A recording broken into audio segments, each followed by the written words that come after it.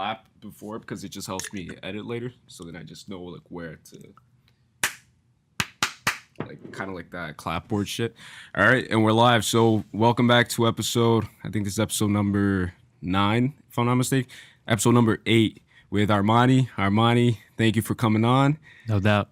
And yeah, so let's just start off. So I was just explaining to you, right, about the whole concept behind this podcast and how I don't have a script. I don't have anything prepared. I don't have like I didn't go deep into your profile and, you know, and studied you and like most podcasts or interviews do.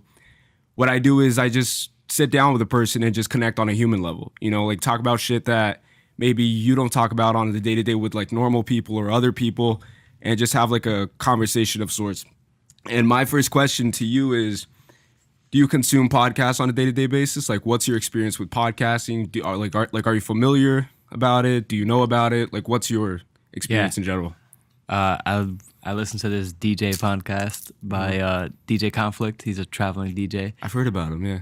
Conflict. And sometimes I like listen to like it's called Side Hustle School, and like sometimes if I want to learn about like stocks or something, I'll like pull up the stock one. Business savvy like business, stuff and all that business shit. Yeah. Gary V, of course. Oh, like, Gary V is a fucking legend, yo. Yeah, and then whenever I'm bored, I just throw them on.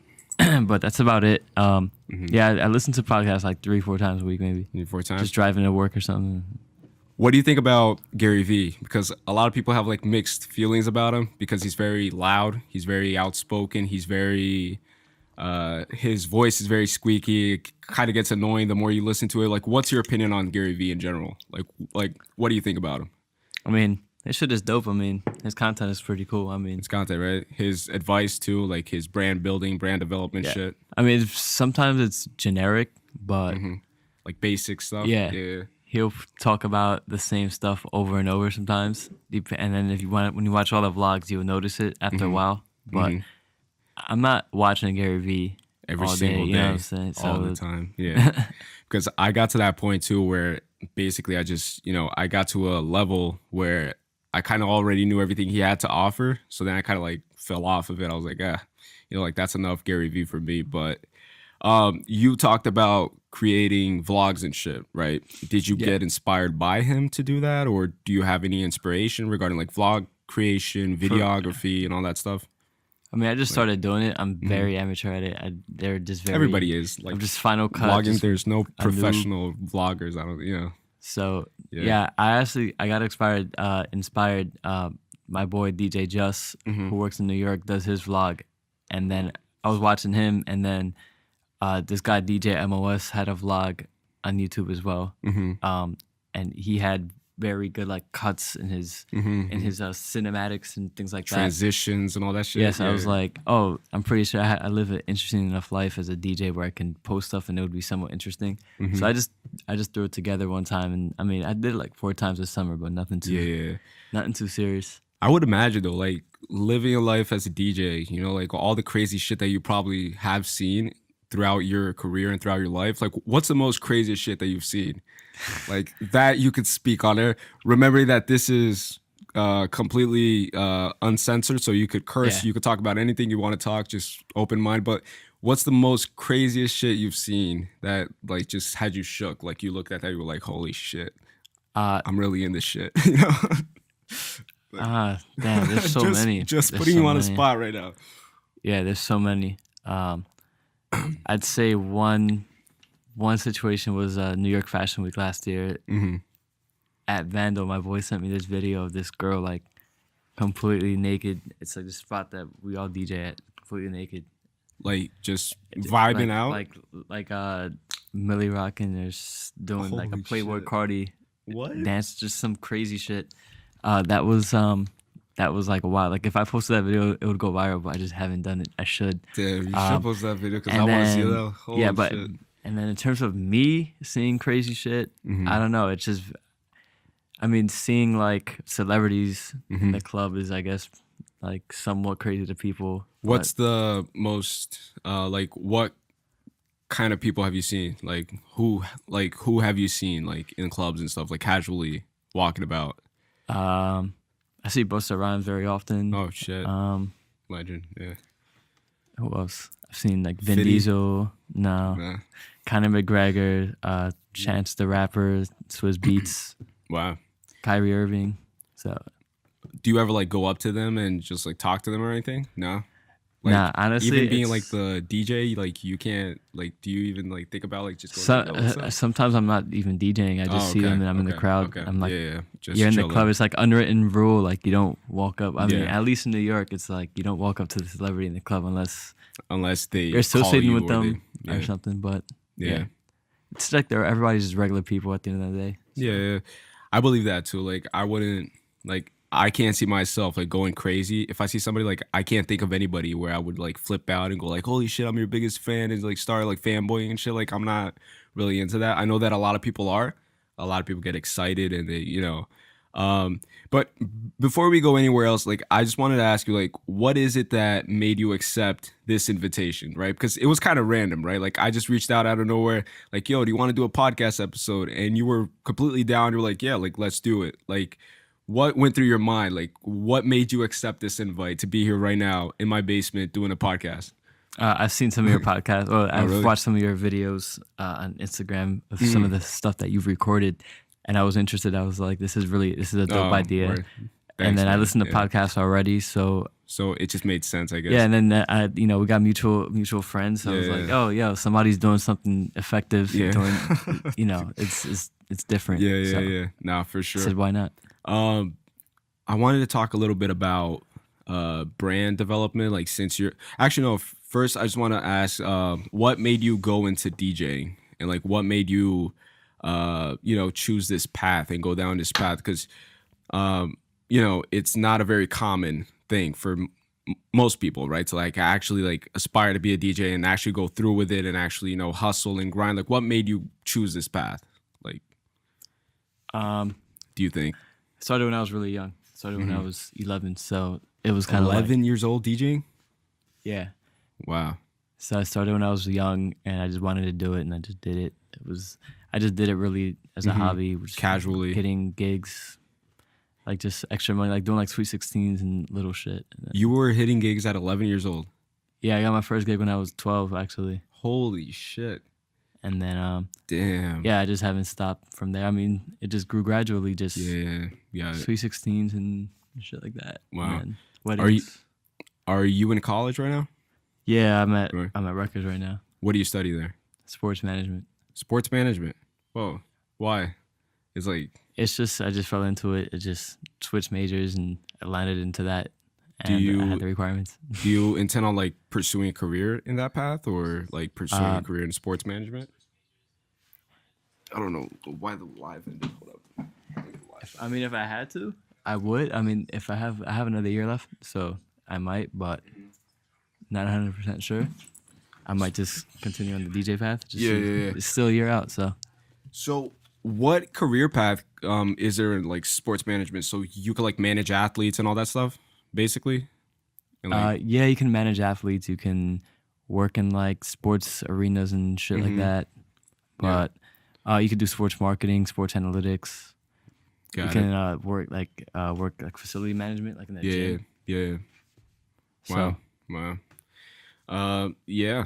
That's interesting. So what was your major before switching to sports management though? Like what were you studying before that?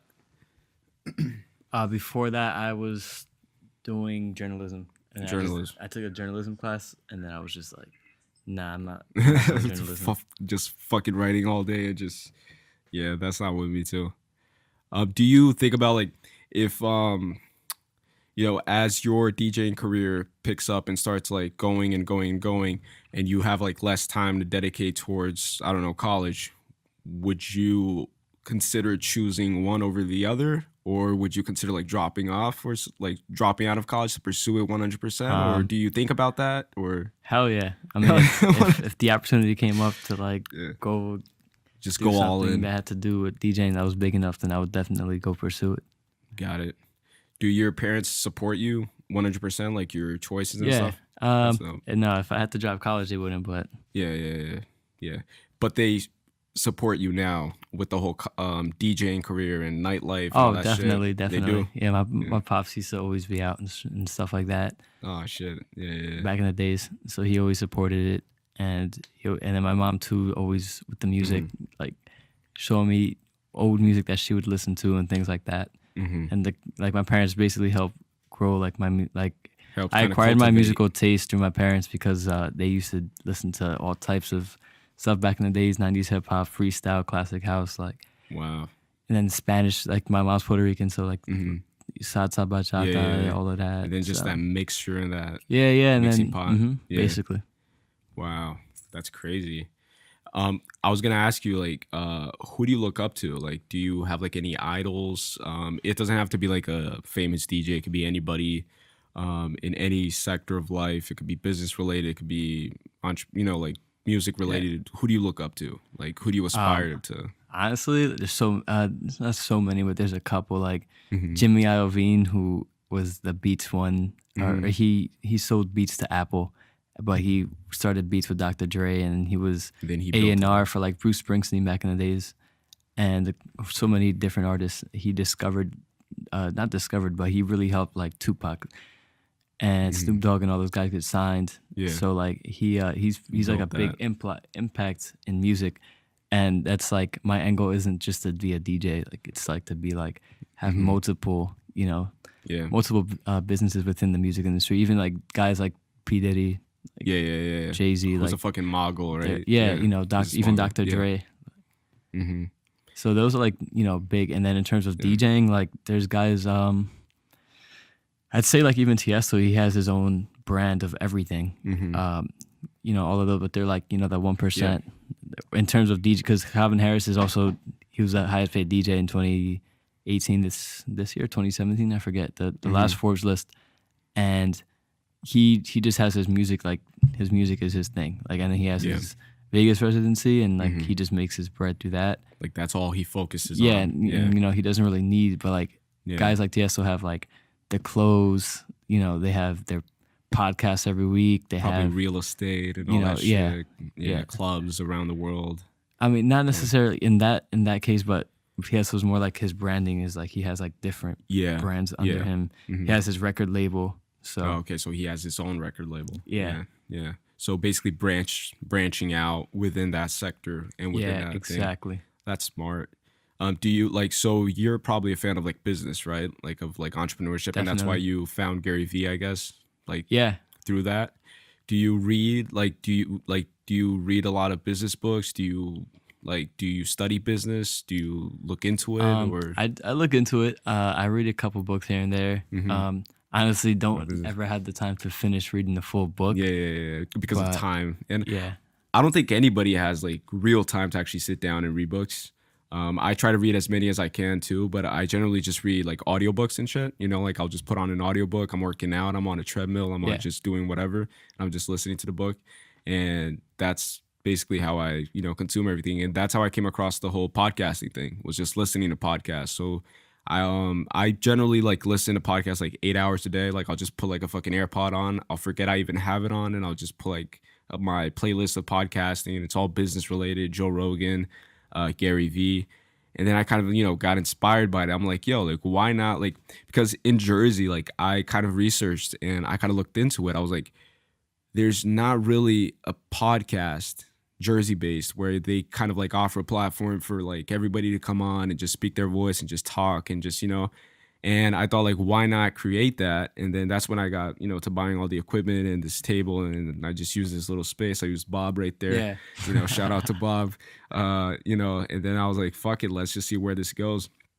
But so what's your, I wanted to ask this question because I did a poll earlier today, and what I generally do for like each, like on the day of each podcast, I'll do a question on my Instagram.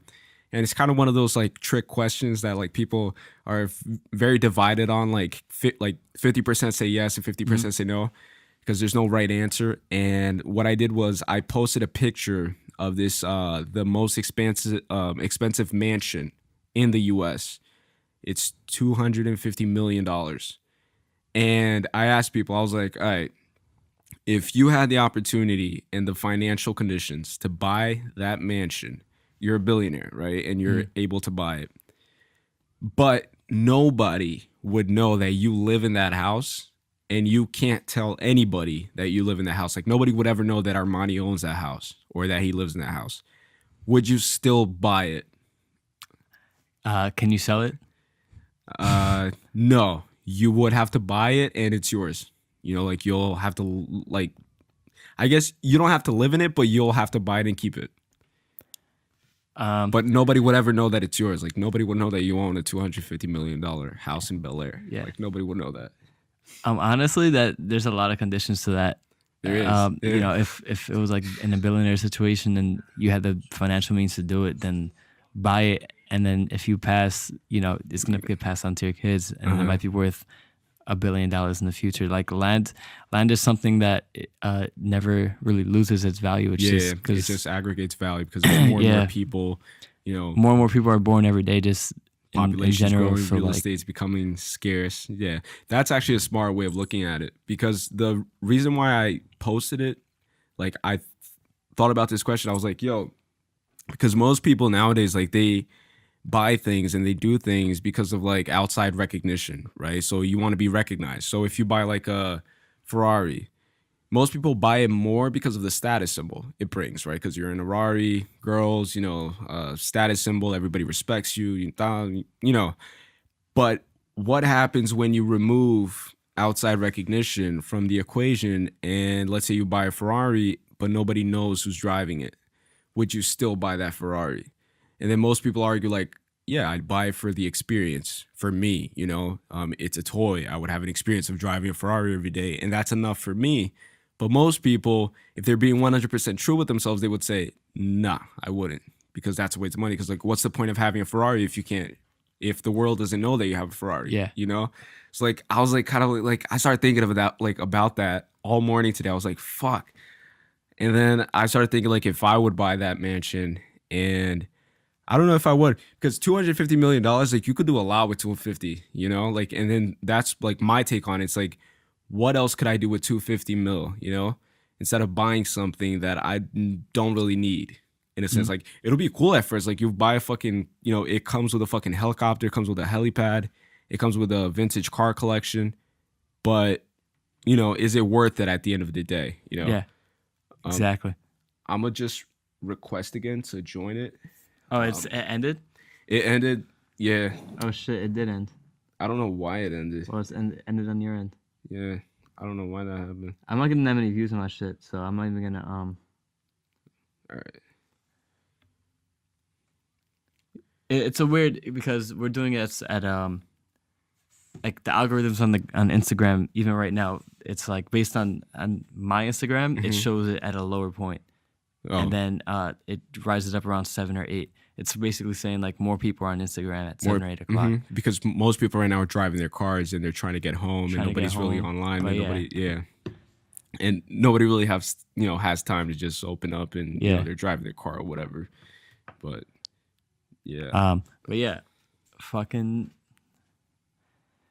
The status thing is very true. Especially with technology now, it makes people want the status so much more, since you can post a nice picture of it, especially and get those likes, those endorphins. If your phone is like an Android though, or something like that, makes it's like you can't post up a nice picture. Would you still care as much? Yeah. You know, what if the picture was grainy? What if we didn't have these nice cameras? What if you couldn't take pictures of yourself? What if you couldn't even take pictures? Exactly. Like, would your status? Would you still want the status?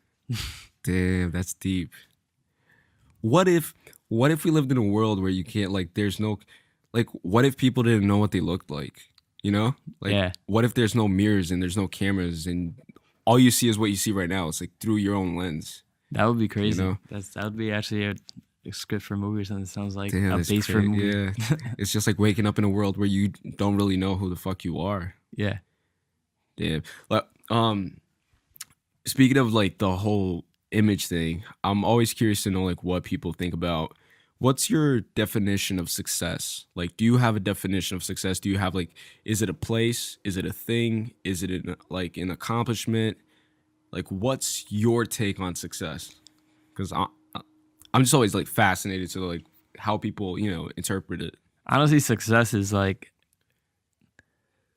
I used to think it's like, oh, are you happy with what you're doing, or no, are you happy with what you've done, basically, like your achievements and things. But it's really not like that. It's just, are you happy with where you're at currently in your life? And some people are like, oh, I'll never be happy, because you always want more, because you're always over time, because you always want. But the happiness is that right there, is like you wanting more. That's like the journey, like doing that like doing those actions itself. Yeah. Like completing those actions to get to the next step is the happiness or the success. It's like, that's all right. Like you're in a position where you're working on your own goals to get to the next step. You're completing your own goals. That should be the success in it. For example, with me, it's like I have certain things I want to do in my DJ career by the time I'm 25. So my enjoyment, like I feel like I'm gonna be successful when I get to that point. But even in the journey going there, like, all right, I did this, and this, and I'm at this point now. So that's already enough for you in my eyes to be like, all right, I'm success. Like, because unless you're just sitting at home, what you love. Yes, exactly. You're doing what you love, but that's success I'm talking in a sense of what you want to do. So if your passion is like real estate, or your passion is something else, it would be that. You know what I'm saying? It's not like, then overall, like, life success would be more like, by the time I'm this age, I want to be here. And then, you actually complete that milestone. I agree 100% with that, because most people, like, they establish success as being like this end goal, right? It's like, it's that mansion, it's that $250 mansion, $1 million mansion, it's that Bugatti, that Ferrari, it's that whatever. And then once you achieve that, there will always be a fucking Saudi prince trillionaire that'll have like 2 Bugattis, or he'll have $1 billion home. There's always like more. So you're never satisfied. And when you're never satisfied, you're always miserable, right? Yeah. I mean, you don't like, some people don't even care for that. I know a lot of people who are like fine with just being like, simple people. I know a lot of people who are wealthy and who are just like that, just simple, just drive. I mean, think about like the guys like Jeff Bezos, like he drives a regular car. Right. Warren Buffett has been driving the same car for 30 years. How do those dudes look at success? Too. Yeah, the same exact house. Like, how does, that's like, our grandparents are like, they've been living in the same place for 60, 70 years, just chilling. Like, that's what Warren Buffett is. He's just like an old dude that just happens to like no money really. So what's his definition of success? Yeah. It's definitely not the mansion or the Bugatti, because he doesn't have that. Yeah. So why do you think that happens? Like, why do you think Warren Buffett, like, let's use Warren Buffett, Jeff Bezos, I don't know if they're the same age, but let's use Warren Buffett and... Yeah, Jeff Bezos is really young for Warren Buffett is... Yeah, he's like in his probably 80s, 70s. So let's use Warren Buffett and 6ix9ine, right? It's like Warren Buffett and Tekashi 6ix9ine? Yeah. Okay. Like, it's a fair comparison, I think. Let's just compare both. Like, why do you think Warren Buffett has that mentality, and why do you think 6ix9ine or any other of these upcoming rappers who taunt money and who taunt chains and who, are excessively flashy, why do you think there's that shift in mentality? Like, why do you think Warren Buffett is more concerned? Because I saw this video where Warren Buffett, every morning he goes to McDonald's, supposedly. I don't believe it, because it's probably because he has money invested in McDonald's, and then he just shows it for the camera. But what he says is, like, every morning he goes through the drive-thru, and if the economy is up and doing well, he gets like a certain sandwich with bacon on it. And then if the economy is like a little bit down, he doesn't get the bacon, because like that's like 10 cents off of his receipt. So he's very like detailed oriented, and like I was just thinking, like, why is he like that, and why is 6ix9ine like, why is Tanashi? Is it Tanashi or Tanashi? Tekashi. I was completely wrong. Tekashi 6ix9ine. Like, why do you think that happens? Like, why is it like so different like that? Basically, Warren Buffett is in his older. Jeff Bezos is much older. They're billionaires, but the thing is that they come just from a different generation. I think in a new generation, just success is just measured differently. Like depending on when you were born. Yeah. Yeah. Those guys came from like the old America, basically, like white picket fence, middle class, right? Post World War II. Yeah. I forget what the call them like, I forget what they're called. I know there's like millennials, but it's before the millennials. It's the Generation X or Z, whatever they are. But anyways, like baby boomers. Or baby boomers. Like they're all like just have a different mindset. Even our own family, like people in that age range usually have a different mindset. But the thing is that Tekashi 6ix9ine, he's making money off of his antics and the fact that he buys a lot of new shit. Where if Warren Buffett bought the same thing that Tekashi 6ix9ine bought, he wouldn't make any money. It wouldn't matter to him, like money off because of it. But Tekashi 6ix9ine is making money off the fact that he has rainbow hair, he has tattoos flashy all over his face, he's very flashy. What if he just decided one day, I'm gonna dye my hair brown and just be a normal human being. And I'm just gonna wear like brown pants and a black shirt every day, but still be the same person, still rap. People would be like not entertained because he's an entertainer / rapper. Like he's a rapper, but he's also an entertainer first, I think, right? No, he definitely, he's definitely an entertainer first. But in terms of what I'm saying is like that's his part of his brand. So he's making money off the fact that he's buying all this new stuff all the time, wearing material shit. It's just part of his brand. Yeah, what he does. Yeah. I think he capitalizes on attention, right? And then like most brands, they see like the person that has like the most attention, and then they just call them in. It's like Gucci, Versace, like offers like Lil Pump when he first popped when he had the song Gucci Gang. Gucci sponsored him obviously, and that was a whole marketing scheme for Gucci. And Gucci's stock went up actually after that song popped. I didn't even know that. Like lot more clothes, and because it's subtle reminders and subtle branding. DJ Khaled is always talking about Rolls Royce. Rolls Royce had a huge comeback. Their sales, I think, in the past like 5 years has been like the best ever. Wow. Because of all these rappers, and DJ Khaled is actually an ambassador for the brand, I think, or something like that. And he advertises, but we don't really notice it because he doesn't really talk about it. But there's like money in every single thing that you see, like it's all like very thought out. Like DJ Khaled screaming in his Rolls Royce, like, did the DJ, did the Drake vocals come in there and stuff? And then he like captures, the Rolls Royce, and he's in a Maybach or whatever, and then he changes deals and he changes brands. Yeah, no, it's literally it's all like driven by money. That what you're eating, what you're wearing. Yeah, it's good. Crazy. Do you see yourself like? Do you ever think about that? Because I had a friend of mine, Edgar Crespo. He's an aspiring rapper and he's trying to come up and stuff. And I asked him that. I was like, "Yo, like, do you ever think about like just laying in bed at night, like just thinking like, damn, like, what if one day I actually like pop and like get to like a very crazy level of fame and success?" Do you ever think about what will happen to you? Like, do you as an artist, as an entertainer, like all the pressure, all the, I don't know, like, do you ever think about that at all or no? No. Nah, I mean, sometimes you do, like I do, but I'm not like sitting in my bed. But what I think what would happen, well, what usually does happen, it just depends on the artist too, but you get, let's say you reach a certain amount of fame, you get like a record deal or something.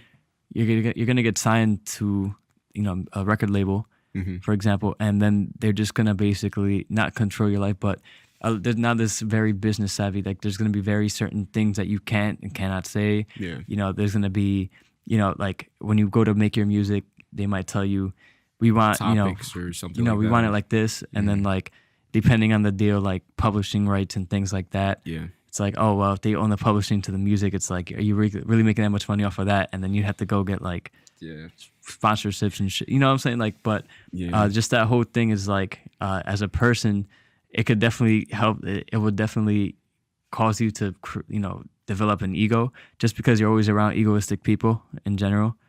If you are, if this is all if, you know what I'm saying? But based on our perception, I mean, guys like Sway Lee and then Lil Pump, you said, and all those guys are, they're surrounded by that. So like they're gonna have that, you know what I'm saying? Yeah. And that's what sells too, right? Like there's like ego is necessary, I think. Yeah, it actually egoistic celebrities do us. I mean, I don't think they do succeed more, but they definitely get more attention, you know what I'm saying? Yeah. Like Kanye West, the Kardashians, LeBron James. You know, these are all modern day people that, not that they have an ego like, you know, face to face, but in the media, media portrays them as having egos, and I know they just get looked at more. It's just like more drama, more stirring, sells more, and it's just like a circle, like just revolving, just a revolving hoop.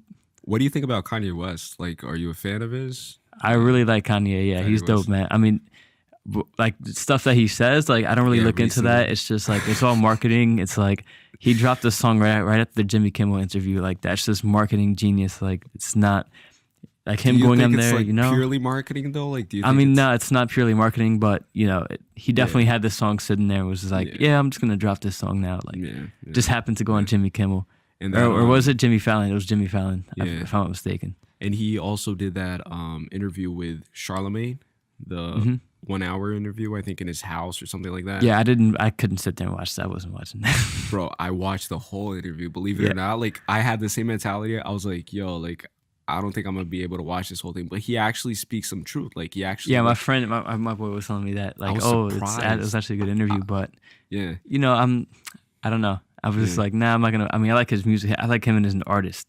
I like his artistry, as a creative person. You know, I like the way he cuts up his samples. Yeah. The way he brings people in the studio and puts people together. Like he's good at bringing people together. You know what I'm saying? Yeah. In the studio, in terms of his artistry, is like crazy. And just curating creativity and just basically bringing the best out of each artist. Like I would love to sit in and just watch. Like I wouldn't even talk. I would just watch Kanye West studio session, like, or like the way he makes an entire album. Just sit there and just watch his whole creative process, how he thinks, how he goes over the beats and samples. Yeah, nah, for sure. It's like I just observe, you know, especially them, because I don't know what you think about the Kardashians. What do you think about them? Like as they're great businesswomen. They're great businesswomen, right? Yo, I'm not mad at them. I mean, that's what I tell everybody. It's that their mother, Chris, is it Chris? Chris, right? She's like a fucking she's like a queen. Dude. She's like, dude, she like grew them into like fucking empires. Yeah, you know, like the Kardashian empire. Yeah, basically. She got the resources that she had at her disposal, which were her daughters. Which sounds very inhumane, but it's true. Like she used her daughters and she created a fucking huge ass businesses off of each one. I mean, Michael Jackson's father did the same thing when he did the Jackson 5. You know, Michael Jackson's father, yo. Like I was looking into like past interviews with like relatives and everything, and that guy was just like.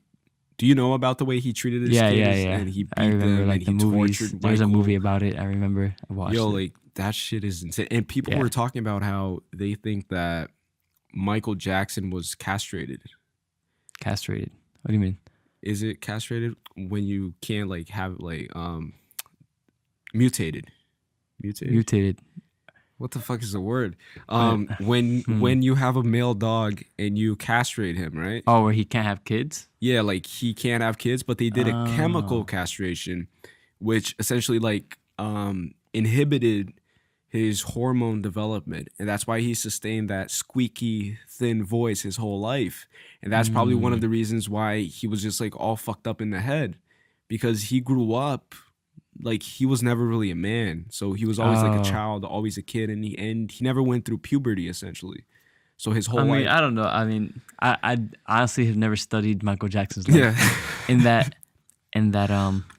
like in detail like that. But that does sound like a crazy ass. But if that happened, so like that shit was fucking crazy. Like to have your kid, like, would you have the courage if you were offered the opportunity to make your kid a star, but you would have to like strip away all manlyhood from your kid? Would you do it?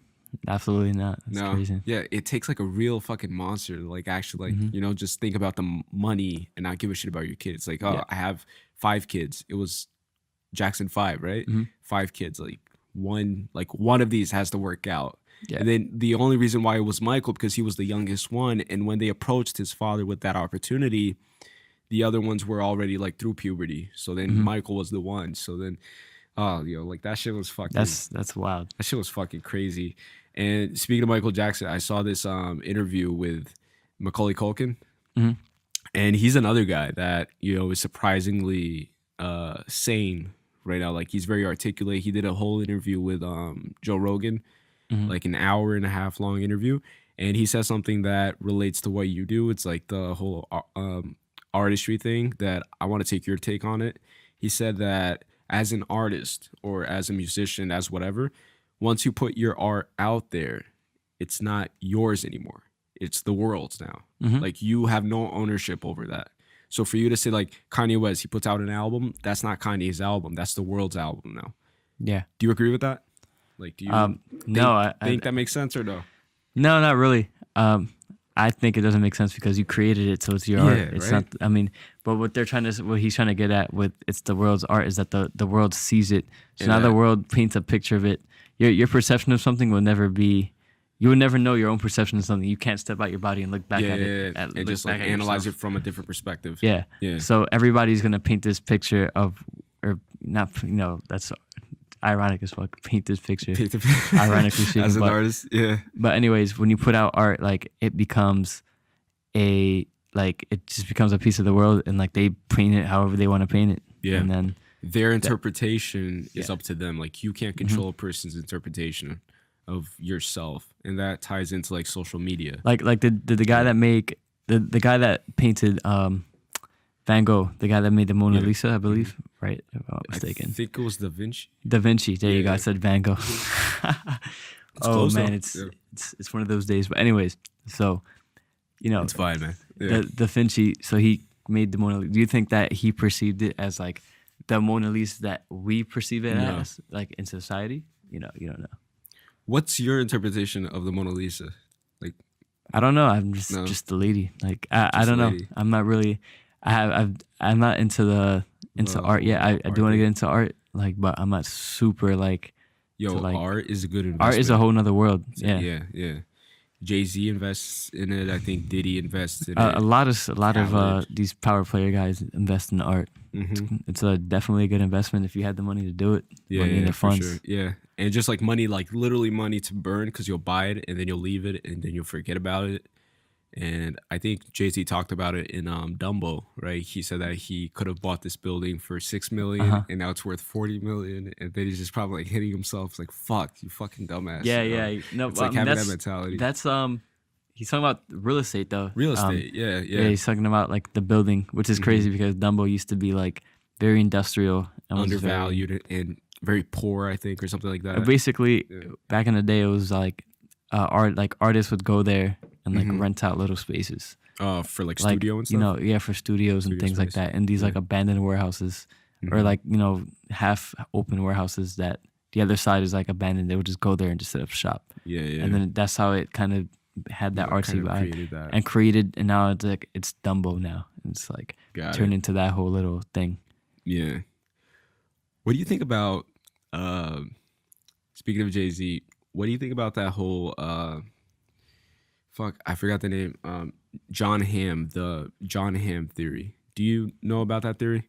No, I think it's John Hamm. Don't quote me on that. But essentially, it's this thing that talks about like you could get to any person on this planet, any person, a famous person, Jay-Z, and from Jay-Z to you, there's 7 levels of distance, in a sense where like there's 7 people, like through 7 people, starting with somebody and then starting from somebody like a friend of a friend and then a friend of a friend, you'll eventually get to that person. Do you believe in that? That's 100% true. It's true, right? I think so. Because, it's just like networking. Like you can meet a guy who manages a DJ friend of yours, and then that guy also maybe manages this guy, and then that guy knows this guy, and then it gets to... I always think about that shit. Like, it's so crazy. Like, if you actually, stop and think about, because the last podcast was all about like the opportunity in the world, and we were talking about how like if you live in the US, you're kind of privileged in a sense when compared to like other countries and other people, because most people wake up every day and their only objective is to stay alive, right? It's to get water, it's to find food. And we're very fortunate to be living here, but most people don't really notice that. And most people live their lives miserably. They wake up, they go to a job that they don't enjoy, 9 to 5, miserable, complaining constantly. And I was just talking about that and like how most people are crippled by opportunity. Like, do you agree? Do you think that I don't know, like, do you think that people are crippled by opportunity, or do you think that people just like lack motivation? Like, I think I people don't just know. lack motivation. In general, like overall. Yeah, like there's like there could be a kid in Africa who like he's working hard, like he's not miserable. He's like he's happy and he's Because has he's like focused. he's right? like getting water for his family and he's Yeah. like getting rice for his family, Yeah. or whatever the situation is, Mm-hmm. even in just like poor parts of the earth. Like there's people that are just motivated and just get up and do stuff and they're happy. So Yeah. I think it's just like if you're like working, I mean, I think just the miserable job thing is just a very common thing in like developed countries. Like we're a first world country, like Yeah. US, the UK, just It's things just like that. accepted too, right? Like, And it's kind of just just accept. Yeah, it just becomes a thing. Like we're just we were just happen to be blessed with the fact that we're in the U.S. right now. But motivation is like a human thing, so it's like all Yeah. around. It's everywhere. Yeah, It's not crippling because of opportunity. Because yeah. you read about celebrities all the time who came from nothing, From poverty and shit. from yeah. poverty. A Yeah. lot. It happens very often. So like.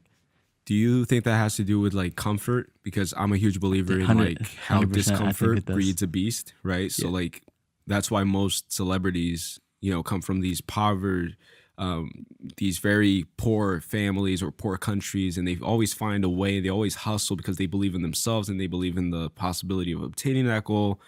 But most people, just like you said, are privileged. Like if you want food, you could just open it on your app and you'll go to fucking DoorDash or fucking Uber Eats and you'll We're fucking, lucky to have that. Like right? people don't even realize it, but Yeah, we're like really yeah. lucky. There's people that don't even there's people that have technology, but they Yeah. don't have iPhones here where they can do Uber Eats Right.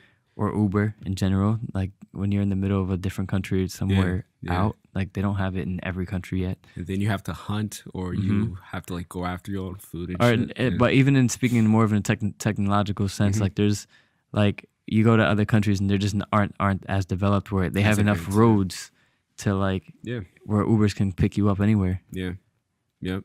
They might give you like 10 square blocks where they can pick you up in like the town. yeah, and like that's it, one, like you know? 5 houses and shit. Or Yeah. just different things like that. Like, what do you see the future being like, in a sense, involving technology? Because I'm kind of like scared of how the future looks like, in a sense where AI, artificial intelligence, Alexa, robots, virtual reality. Like, I look into that shit and I kind of like try to study it more and more, from both a business standpoint and from like just a person standpoint, a human being. Do you like, have you looked into that stuff? Like, what's your take on all of that? Like the future, the near future. Well, it's definitely going to be AI, robotic, and all of that because they're already working on that technology. Yeah, Everybody knows it.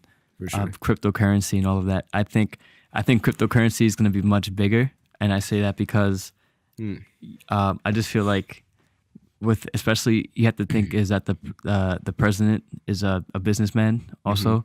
So when you have somebody in office who isn't just like a hard politician, they're always thinking with a business mind, and I think that the cryptocurrency, they're going to try to find a way to make it more common, to make it more mainstream. yeah, and stuff. that's going to be a thing, and everyone's going to have to learn how to code.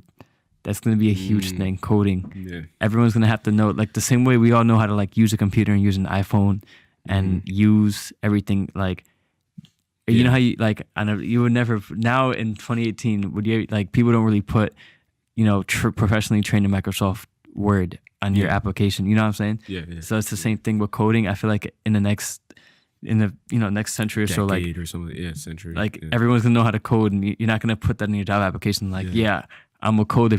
People are just gonna laugh at you because everyone's gonna know because People it's are gonna going to assume that you already know it. yeah, it's gonna be like a mandatory part of society. And I think that I was actually I was reading this interview.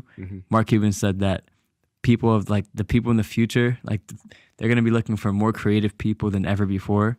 Because there's going to be so much AI and automatic this and automatic that, that those physical jobs that they're going to replace are just going to be replaced. And the people that they're going to be looking for are the people who can manipulate technology in the future and who can create out of already something different from that. something, not even something different, but be able to innovate and create more. Okay. You know what I'm saying? Yeah.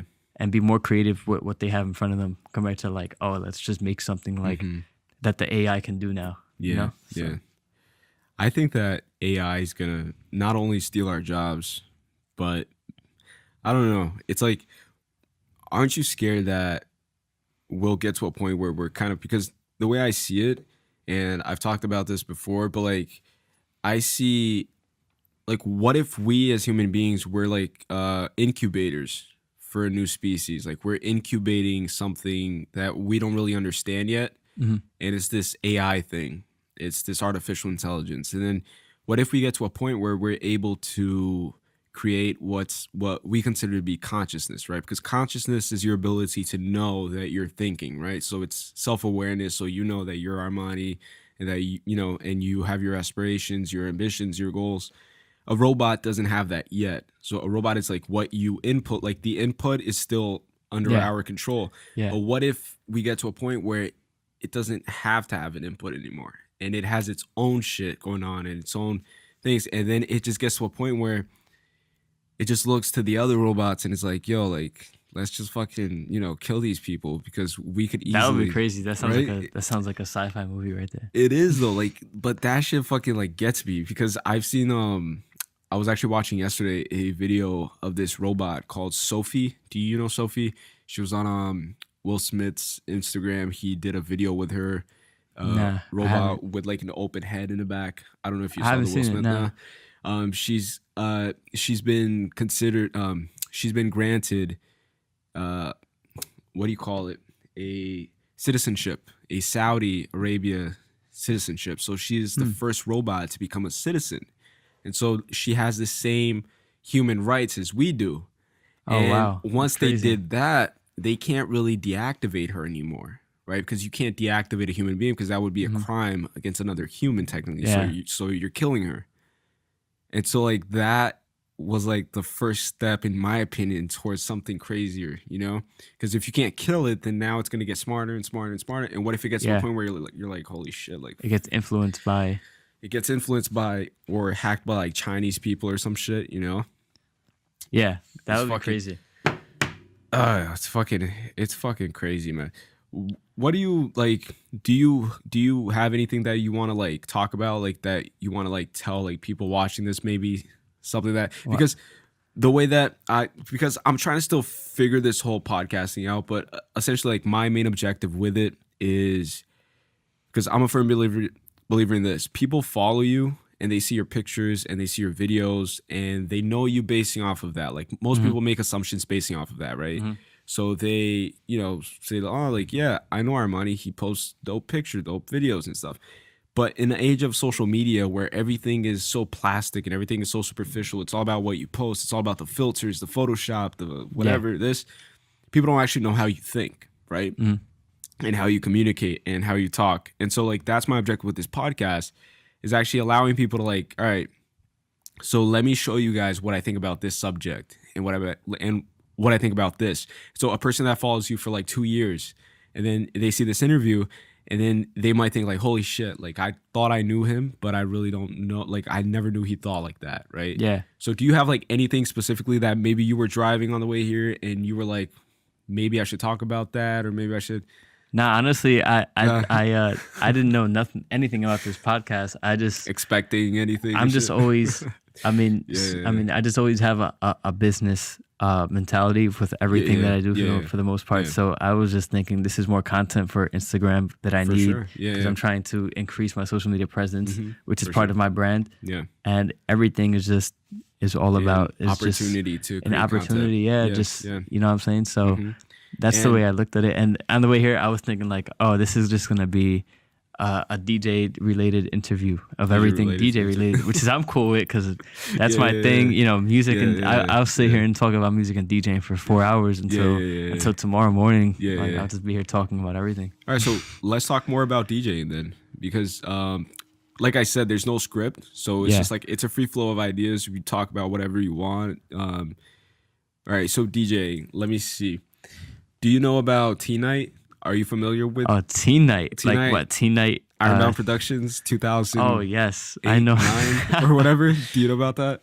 My friend, growing up, I had this kid who is like the second I ever met in my town, but they lived around the block from me. It was like 2 or 3 of them. Yeah. And they always used to go to Abyss and all of this. And Abyss. I just moved back from, I had just moved. So growing up, I lived in Texas for a year. And then I moved back, like I was born and raised out here. I was born in New York, you know, and moved to Jersey and just raised in Jersey. And then I moved to Texas, but when I came back to Jersey. And so there was these 2 or 3 kids around the block.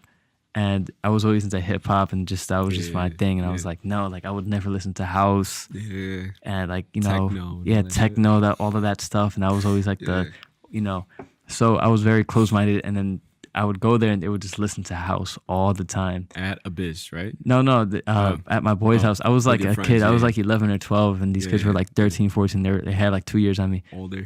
Yeah. Older so, you know, they would always be listening to like, you know, like shit from back in the day, like Pacha Teen Night shit or Pacha shit. Like I'm trying to think of like, you know, just that Jersey Shore, just, you know, all of that fist pumping stuff. Gelling up your hair and doing that little crown spike or whatever. Yeah, you know. So you know, they so they put really, I got into house music through that. Yeah. And then you know, I always wanted to see, like I always saw the teen night, like people frolicking and all that. I was like, like this is such a wave. And then when I turned like 13 or 14, I applied for like Teen Post Nightlife, and like that was like the thing back in the day. Like shout to the Maka crew, Joel, and like all those guys. Like they used to have that like Deco Lounge and all just that whole little thing. And then like but yeah, whatchamacallit, I had very familiar with the Teen Nights. So Ironbound Productions I was familiar with because my cousin actually used to promote for them back in the days. I used to promote for them. I was like, what, like 9 or 10 or some shit? Like walking around putting flyers on the cars. And at what was that bar right when you get out to 21 and you bust that right by the tunnel or right like on South Street and then you go straight down. It's a little bar in the corner. Fuck. I forget what it's called, but I remember they used to do mad stuff there. And then, I just remember seeing the flyers all the time. IBP this, IBP that. Yo, like that time was crazy because like if you look back into it, like the culture, the culture shift, right? Because back then, I don't know if I wish I was of age back then. Of age, oh right? My God. For real, like I remember looking up to like older people too, and like these older kids that would go to Abyss, and I couldn't get into Abyss because I think it was like 16 or 18, whatever age. It was. I don't even know what it was. I've never been to Abyss, period. And then when I heard about Teen Night, my boy Edgar, his brother Omar, I think he ran Ironbound Productions or something like that. And then after school, he would just like pull out a bunch of flyers out of his backpack. It's like, yo, like help me pass these flyers out. And then we would go like through like fucking Newark streets, like near Ann Street and stuff, just passing out flyers. And I never went to a teen night party. That's and then like crazy. One day when I had talked to a boy of mine about us actually going, my mom kind of like didn't let me go because she thought, you know, it was kind of like drugs and everything, and she didn't really understand what it was. And, you know, it was called Teen Night, you know, for a reason, but I never went to Teen Night, but I always remember that shit. And that's actually when I got into like electronic music and stuff. And would you say that that's when you got into it too? Like definitely kind of around that time? Around like 07, 08. 08, yeah. Like, but I studied house music like from you know the fact that it was created in Detroit. People think it was created in Chicago, but it was actually created in Detroit. And the people that would go listen to house music were just mostly black, mostly gay, mostly minorities. But you know, it started turning to minorities when it went to Chicago. With all the Puerto Ricans there, and like it was like you know, Frankie Knuckles and Todd Terry and like all of those guys. Like this is the 80s, and you know, like that was like house music, and then it became like it went to Europe, and then it kind of like the European influence came, and then you know, it like came back here being what it is now. Not what it is now in this current state, but what it was in our time, 07, 08. Like those guys like Axwell, Steve Angelo, DJ Class was like Avicii was coming up at that time. You know, Laid Back Luke, Chucky, like so that was like the what it was when we were like what 07, 08. I was around there. 07, 08. But that's so weird that you said that because I had no idea that it started with minorities. Because when you think about house music, like you think about like mostly like white people, right? Like just like fist pumping Guidos and shit, you know, like Jersey Shore. And then they were taking some of the first house songs ever. They were taking disco records. They were taking they're speeding them up to like, you know, like 122, 123, like and mixing them over other records. Like, you know, like just kicks on other records and looping and slicing things. Wow. And they were doing this live, making house music like live, like in warehouses. Wow. Just and mixing then, it and raw. then yeah, and then like actually, you know, with technology, they started recording things and this and that, and then. What does? Because I've always personally been curious because I don't really understand. I have zero understanding of what like a DJ actually does, and I wanted to ask you what's the whole process? Like run me through like, so you're booked for a gig, right? And then you get there. Do you have your own equipment? Do they offer a setup? Well, like, in my situation, I'm a club DJ first night. I enjoy the nightlife. Like that's like nightclubs. That's my thing. That's what I enjoy doing. Okay. You know, obviously everybody has their niches, and I also do my private events. You know, I've done like weddings and sweet 16s and everything, and I'll still do it to this day. And I have I have enough equipment and resources where I can do one. But my priority, like the main amount of my income and my gigs, is all nightlife. So when you're in the nightclub, just bring your laptop. You bring, you know, your bag, but your bag has to have everything because anything can go wrong in a nightclub. Like you a spare laptop. I feel like a nightclub DJ now is more like a I don't know, like a maybe not a superhero in disguise, more like not a superhero in disguise.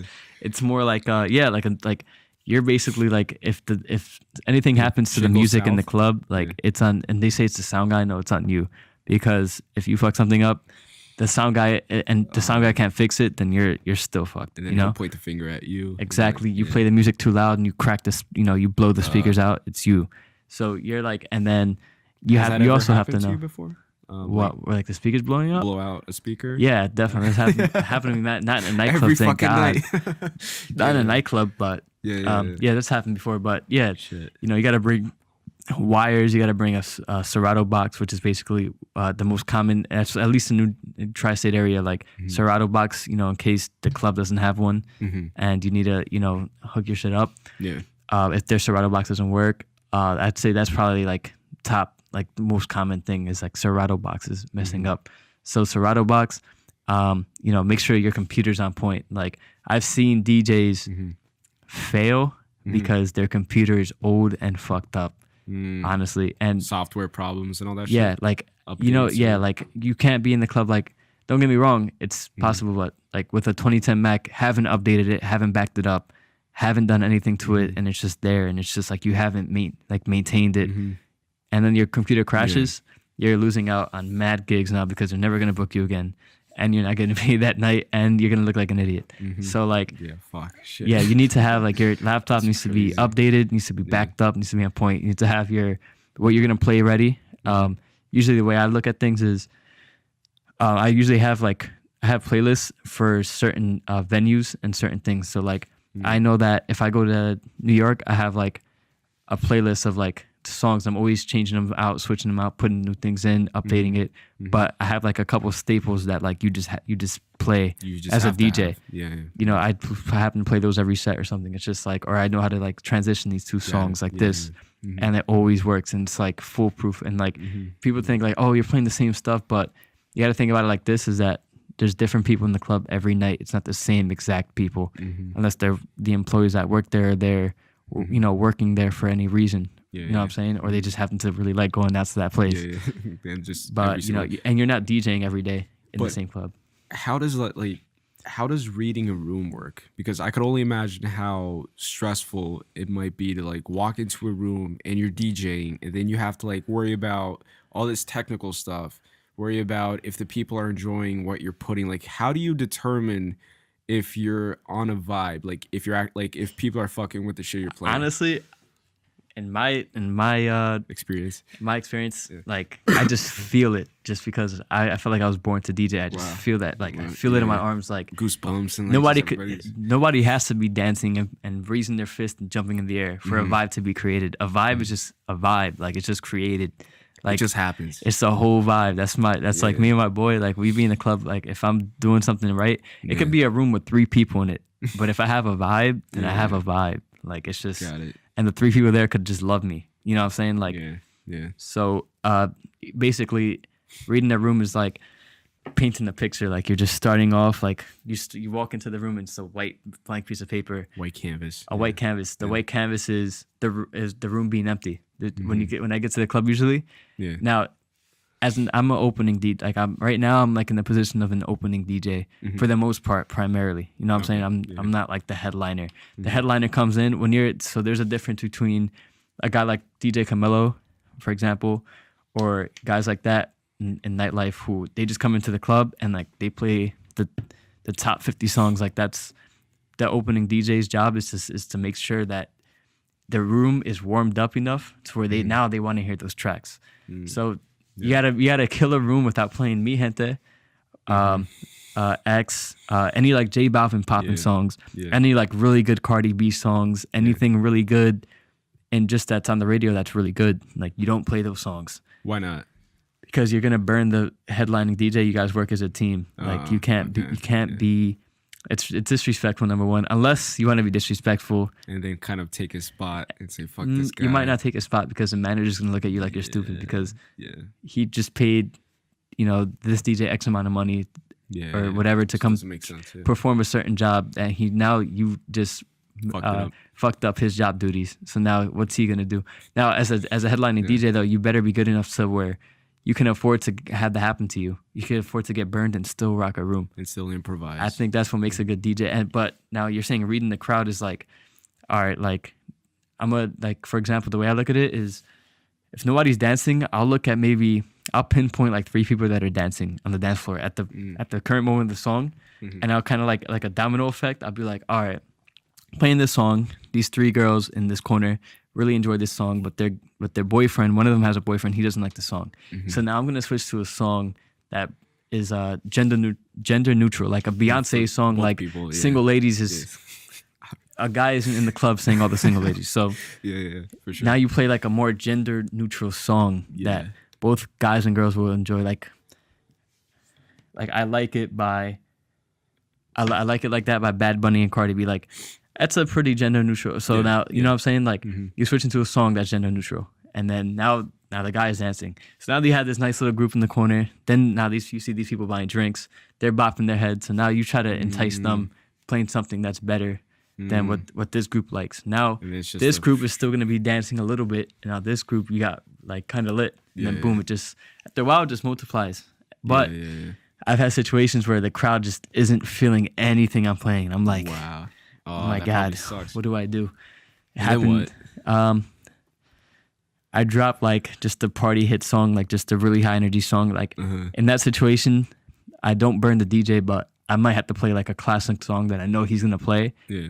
And I might drop it, but then I drop a song like Shots by LMFAO or something. You know what I'm saying? And then like, does that save you or no? For the most part, Shots by LMFAO does save me. Does okay. At least in these is that in the Jersey, song in Jersey. Saves you? Like, is that your no, it's not my song, but that is a song that is one of the songs that saves me in like New Jersey. But New York, that song isn't really meant. Like I wouldn't say not meant, but it wouldn't like have as much of an impact as the clubs here, maybe for example. You know what I'm saying? And what else? Yeah, I just have like a list. Like I type in party hit on my computer, like just all the party hits come up, and I just kind of just pick one of those, and it just like always like a Pitbull song is always gonna work. You know? What happens if you burn quote unquote a DJ and you headliner, and then you use, let's say you had to use a mainstream song that maybe he uses? Do you like talk to him like as he's coming up, be like yo, my bad, I had to, or does he understand? People these days unfortunately want to hear the same song twice in the night or 3 times in the night. So if he plays it again, you know what I'm saying? Like it's just, I mean, if you want to, but it doesn't really matter. Like he's gonna play it. People are gonna want to hear the song again. Yeah, for sure. Unfortunately, like Mi Gente, like when that song dropped, like it was being played 2-3 times in the night. Yeah, every single you know, night. that was like a big Everywhere one. you go. Yeah.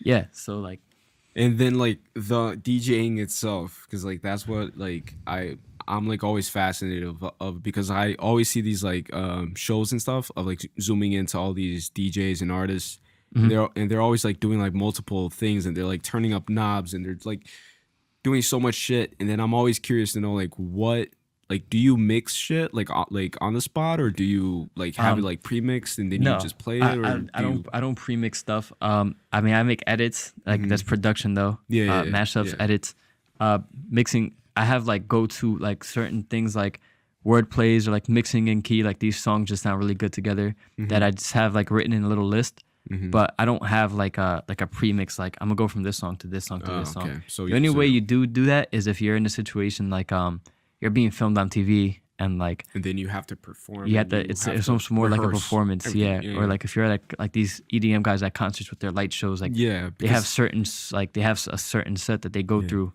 because it works with their light show, their performance, their with performance. The fire and fireworks and everything. Exactly. And stuff. Yeah, because that's what I see. Like I see like them like doing these things, and then it's all like coordinated. And then I'm like, what the fuck in is a this nightclub, guy you're just mixing in and out and reading the crowd. For the most part, I've never seen at least I haven't seen a guy. I mean, unless you're like playing a fucking pre-recorded mix and press and play, which don't get me wrong is common with the celebrity Instagram model DJs and things like that. DJ Khaled. No, actually there's a video of DJ Khaled scratching. People sleep on Khaled so much, but Khaled was actually like a real he came up like he's a real DJ. He was on the radio. I saw old videos of him. Actually like scratching records and shit. Yeah, and he's a legit DJ. Yeah. He can. I mean, he probably has gotten rusty because it's been years and he's so successful. Why do you need to be DJing like that? Yeah, if you don't want to, at least in his situation. But yeah, he was cutting his teeth. Legit. Do you think he still DJs to this day? Because like I don't know. You don't. He doesn't has need people to. That produce music for him, right? No. Do you even think he produces music? So, DJ Khaled is doing what Dr. Dre did, what P. Diddy did. You know, P. Diddy's not sitting at a computer. People think a producer is a guy who makes the beat, sits there in front of a mix board, controls. So the guy that sits in front of the mix board is a sound engineer. Then you have the producers is the guy who, he can make the beat and he can do both. He can like get a vocalist on it, you know what I'm saying, and have, what I'm saying, like, but then you have like a composer who like composes the structure of the record. Then you have, the songwriter who wrote the song. Okay. Then you have her sing some, him or her sing some vocals on it. There's so much more to a song. So the producer would be like kind of like the director in the studio. Yes. Like a person that supervises everybody. Khaled is like the conductor, like holding the two wands, in an orchestra. Like I keep screaming in everybody's ear. Yeah, so he's the one that he's bringing people together. Like, hey, I think it would sound great on this record by this producer. Yeah, hey, yo, play that beat. Oh, look, I just like rapped this line. And there's a songwriter here who's like, I like that hook. Starts writing a song. Let me call Justin Bieber and see if he's down. Yeah, fucking do this shit. Yeah, Justin Bieber would sound good in this track. This person would sound good. Do you think that that's a natural progression, like going from DJ to a producer, like on that scale, like similar to Dr. Dre, DJ Khaled? Definitely. I mean, they all did it. That's the progression. Yeah. No, DJ Esco's doing it. Who else does it? What's another guy? DJ Esco. I'm trying to think of another dude. I mean, Calvin Harris definitely does that. Even though he does produce. You know what I'm saying? I'm pretty sure he doesn't sit there in front of a computer all the time. But, there's definitely a lot of people that even Pooh Bear, who is Justin Bieber's songwriter, recently had an album drop. I'm pretty sure he's not in the studio like making the beat and mixing it down and things like that. Yeah, because your time could be spent elsewhere, like marketing yourself, building your brand. Not even elsewhere in that situation, just elsewhere in the studio. You can be working on the hook for the song that this guy's making the beat for. Yeah, because he only gave you a snippet, but maybe you have better talent and now you're looking for somebody to do a feature on the song. You know what I'm saying? So then there's so much more to a song than to a record. And when I say record, I mean like a pop record. But I'm talking about not even a pop, because hip hop is basically pop now. Like guys like Drake, like they have a team. Drake is basically a rapper and a producer. Like you don't think he sits like he's the artist that he sits in the studio and he's like, my mic doesn't sound right, you know, Yeah. that, you know what, I want to rap over that beat, but I don't like the way it sounds. So he Yeah. he tells his producer, I want you to cut it up like this now, you know, like. Yeah. So he's in full control of the whole Yeah, definitely. creative process. And there's even pictures. It's funny. Like people don't even know this, but if you listen to OVO Radio, he's talking about like he talks about little points where he's like, yeah, like I just DJ'd with my friends the other day. It's like he be DJing like with his friends at a party. Like I was just dropping some tunes in the six. I'm like, wait, what? Like it's funny. Like you DJ, bro? Like what? Yeah. Do you know that movie with Zac Efron? I think. Yeah. DJ movie. Yeah, that's where I got the whole reading the crowd thing from, because like that's 100%. what I envision. It's like you, not to that level where you're like reading that person's heartbeat and stuff, you know, like that's not, but reading the room and, you know, seeing if people are vibing with your shit and putting on songs and stuff. But that's interesting. So then you just mix the songs on the spot, and then you play how long is each session go for? Like how long do you work generally, like per night? Like how much is a gig? A gig. Well, it depends. There's marathon gigs, and then there's like regular gigs, and then there's all types of gigs. Like a marathon gig, don't get me wrong. There's people that DJ for 24 hours sets and things like that. That's a super marathon. But I'm talking about I talk about in my perspective of nightlife or whatever you want to call it, hospitality. But you know, you can DJ in a hotel or something. Yeah. From 5 to 10 or from 6 to 12. That's like 6 hours, 6 hours.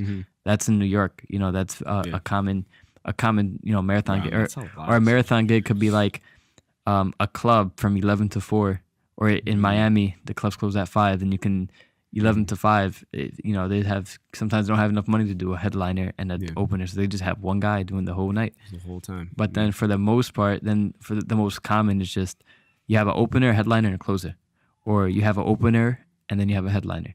You know what I'm saying? There's always 2 or 3, and then if it's like a big act like 4B, or out here at least, he's like huge when he comes down.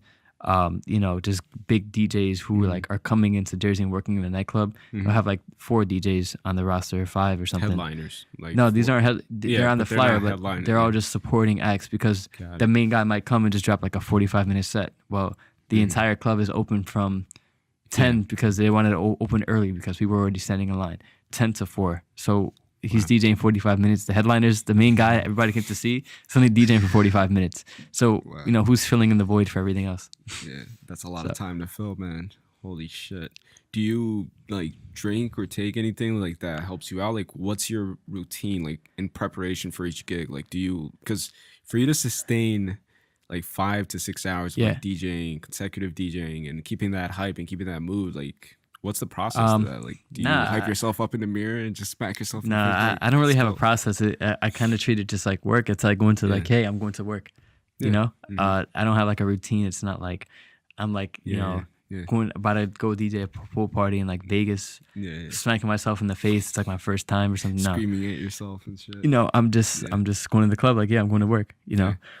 So, drink a Red Bull. I might have a drink or two, but I don't really drink when I'm DJing. I mean, don't get me wrong, I have, but it actually impairs my performance. So I actually don't like to as much anymore. I was gonna ask you that. Like, I was young and I'm young and dumb. Like I'm still young. Like sometimes I have a drink or two. Like it happens. Like you know what I'm saying? It's just human, natural. Right? Yeah, like, exactly. You're human and you're in the moment and everything's going well. And I was thinking about that too. It's like that's probably the best and most professional way to go about it, right? Because definitely. Do like the person that hired you, does he expect you, like, does he offer you drinks and stuff, or does he kind of expect that you'll be professional and you'll not drink at all? Like, how's that look? Drinking is just everybody drinks. Like the person that on the house, person that's hiring you drinking. Yeah, it's usually on the house. You know, it's not like it's usually on the house. You know what I'm saying? It just depends on the on the place or whatever. On the place, on the venue. You might have a limit. Like they might just give you 3 drink tickets and tell you that's it after that 3rd drink or whatever. But that's if you're working, you know. But you know, I think it's stupid to go get plastered and then try to DJ. Like, doesn't make any sense. I usually just try to stay in my zone. and just stay focused on like the set at hand. If it's that big of a, sometimes it feels like work. I just put on my headphones and I just DJ for an hour, and then I'm like, all right, I'm done, and like it doesn't feel like anything crazy. It's just like whatever. Most people drive to a cubicle 9 to 5.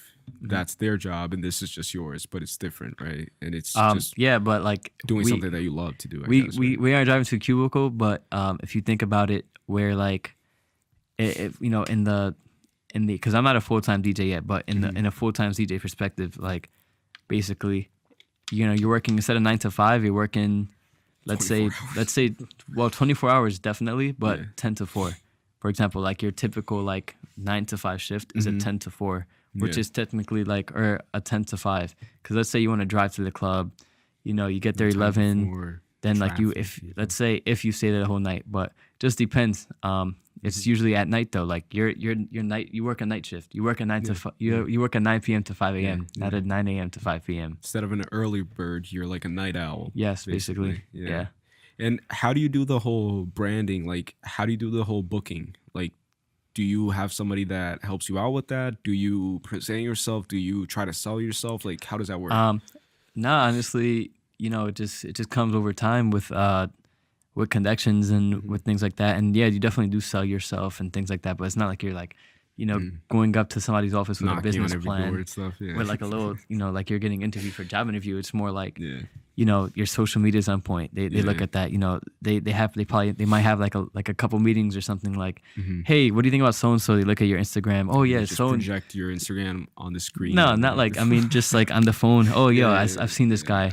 And then you're like, oh yeah, these DJs know him, or this DJ put in a good word for him, depending or whatever. And then in New York, it's a little more corporate, I'd say. It's like, not all places are like this. I mean, if you just happen to know the manager or something, like you're fine. But for the most part, most of the clubs are like owned by like a hospitality group or something. Oh, okay. And, so it's like you work through an agency, and then the agency is the one that coordinates everything for you. Not all DJs are part of an agent. I just happen to be part of one, but not all DJs are part of an agency or whatever in the beginning, and you get gigs through that. They take their 20%, whatever commission that they're gonna take, and then you get your payout, and like they're the ones that are handling everything. But while you're part of the agency, like your branding has to be on point, like because you're a product, they're selling you. So that's the thing that a lot of DJs don't get. They're like, oh yeah, I want to be part of an agency, but then it's like, all right, well, you need to have your branding has to be on point. Because they probably think how can they sell you? Like how can they sell you? It's like offering a product for somebody else to sell on the street. It's like you'll like sell this thing that I made, all right, but make it the best fucking thing so I could actually sell it to people. Just check. I'm on 10 minutes right now. 10 minutes. 10 minutes. All right. So I'll just finish up with this. So every episode I ask every guest to, if everybody on this planet, I think we're up to like 7 billion people right now. 7 billion people are listening to what you're about to say. All those 7 billion people, no matter where they live in the world, if they're Chinese, Japanese, doesn't matter. They have a headphone on right now, an earpiece, where it translates whatever you say to the language that they understand. And you have this moment, no pressure, and you have this moment right now to say something into that camera to everybody listening and watching from the whole world, all 7 billion people. It could be a question. It could be a trick question. It could be a tip, practical tip. It can be an advice. It could be a phrase. It could be anything you want. Like, you could turn right now and say like more love, positivity, whatever you want to say. Yeah. But what would you say right now? You're on the world stage, Armani, looking to that camera. He put me on a spotlight. Like there should be like when you do this, you should just have like the Who Wants to Be a Millionaire lights like swing towards you and just put a light over and me. Signs and sirens and Just you gotta make a huge deal about this. Once you get your resources up, like yo, just make this shit, like turn this into something, because I'd be shitting bricks right now, like bro. No pressure. It's just 7 billion people. Right looking into that camera right there, because you're talking to them, like you're connecting on a human level. You're like, yo, it could be anything. Damn. If you haven't heard of Armani, you're gonna hear about him in the future. It might not be for DJing, but for something. Armani, not the clothes. Armani, the person that you know who isn't the clothes. It's like, oh, that Armani. Yeah. Coming to a headphone near you, in your country, on a song, on a record, on an album. I don't know. That's it. So you speak it into existence, and it'll happen, man. That's it. So stay on the lookout for Armani, not the clothing. I repeat. Do you mind if I drop my social media before we end it? Drop your YouTube channel, your vlogs and shit. All of that, yeah. Just check me out on Instagram, Armani Cee, Twitter, Armani Cee. My vlogs, Armani Meets Worlds, but just put in Armani Music on YouTube, ArmaniMusic.com, SoundCloud.com/I am Armani Music. It's about it. Those are like my main go-tos. Those are all. And I'll leave everything in the description on the video. If you're watching this on iTunes, I'll figure out how to do that on the iTunes app as well. I think there's a way to put like links and shit. So all the links will be located below. And that was episode number, I keep forgetting what episode. Episode number 7, 8. You said 7, 8, 9. It's episode 789. It's one of those 3. You figure it out. And yeah, man, thanks for coming on. Yeah, no doubt, bro. Great episode. And do this again soon.